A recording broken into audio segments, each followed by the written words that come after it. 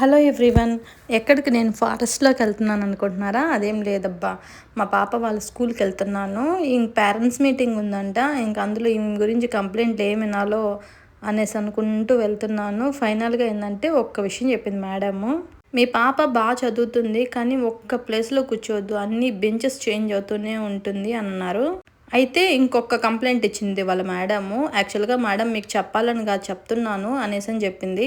మీ పాప బెంచ్ మీద నా హ్యాండ్ బ్యాగ్ పెట్టాను, అక్కడ దాంట్లో ఏంటంటే కొంత క్యాష్ పెట్టాను, ఒక 4 చాక్లెట్లు పెట్టాను, దాంట్లోనే పెన్స్ అవన్నీ ఉన్నాయి. సో అయితే ఈ చాక్లెట్ మాత్రం మిస్ అయింది మేడం అనేసి అని అడిగింది. పోలీసు వాళ్ళని పిలుస్తున్నాను, ఎవరో నా చాక్లెట్ ఎత్తుకునేశారు, దొంగతనం చేశారా, ఉండి పట్టించేస్తాను పోలీసులకి అని చెప్పగానే పైకి లేసేసి సరెండర్ అయిపోయిందంట.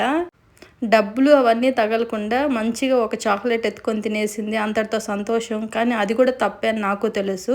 సరే బయటకు వచ్చాక నేను బెదిరిస్తున్నాను, బయట ఎక్కడికైనా తీసుకుపోయి వదిలేస్తాను రా నిన్ను అనేసి అని చెప్పగానే ఇంకా వాళ్ళ గురించి నాకు కంప్లైంట్ ఇస్తా ఉంది. మేడమే జిప్ ఓపెన్ చేసింది మా, అందుకనే తీసుకున్నాను నేను అని చెప్పింది. అందరూ పిల్లలు ఇలా ఉంటారని కాదు, ఇలాంటి చాక్లెట్ దొంగలు ఎంతమంది ఉన్నారో కూడా కామెంట్ చేయండి. సబ్స్క్రైబ్ అబ్బా.